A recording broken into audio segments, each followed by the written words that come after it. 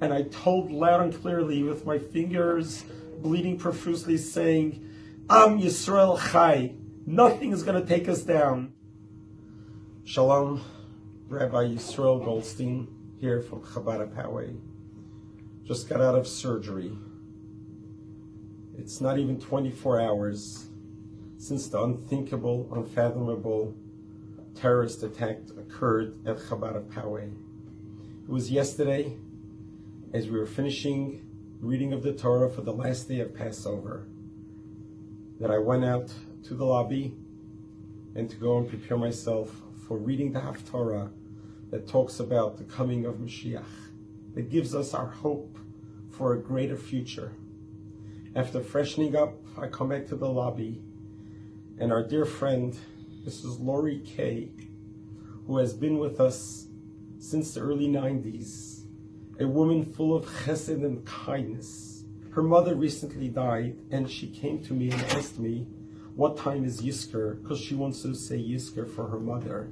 And when I told her Yizkor's at 11:30, I turned around and to go to the banquet hall to wash my hands in preparation. Then I heard the very first shot.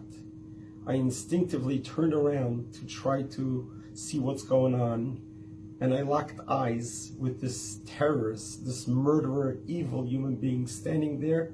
He was in position with the rifle. As he turned the rifle on me, and I lifted up my hands to protect my face, and he shot a couple rounds off, taking off my right finger and severely damaging my left finger, index finger, which we hope will survive this. I turned back around and I realized we have an active shooting going on. I saw a group of kids in the banquet hall. I ushered them together and I ran outside. My young granddaughter, Musia, 4.5 years old, is watching her Zaidi bleeding profusely.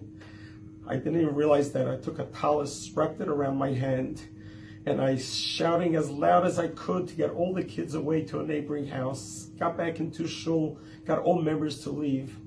Miraculously, his gun jammed, and there was a border patrol agent who recently discovered his Judaism.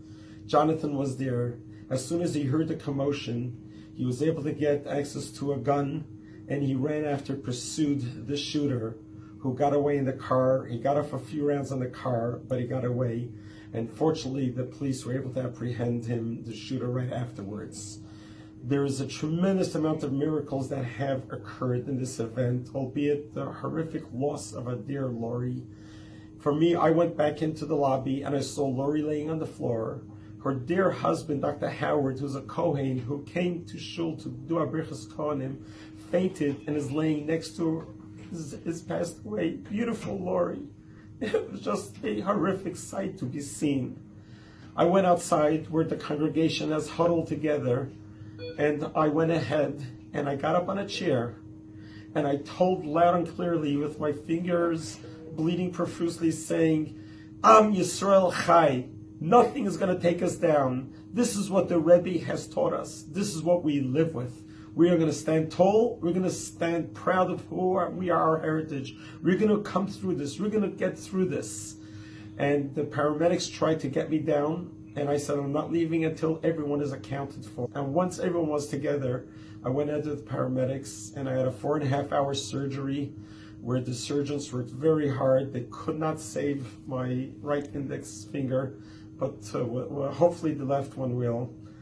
So what we're going to do is, just like the Rebbe taught us, we are going to do something positive. I'm encouraging and I'm pleading with every single Jew that sees this appeal, this weekend, go to your own prospective synagogues, fill up the ballrooms, fill up the sanctuaries, let them see that nothing will take us down. Let them see that this is not going to deter us, it's not going to scare us. The Jewish unity is what we need now more than ever. So we're all Yidden, and we all need to stand together, hold hands together, love each other, just like the Rebbe taught us, unconditional love, that a little bit of light pushes away darkness. A lot of light will certainly push away this horrific darkness. I don't know what the future holds for our congregation, for our preschool, for all of us. Everyone is scared, frightened, and shooken up. But one thing we do know, we're not alone. We have a family of shluchim We have a family of Jewish communities. We're all in this together, and we're going to survive this, and we're going to grow from greater strength to greater strength. And let the words from Isaiah, from Yeshaya Novi, and the prophet tell us that indeed,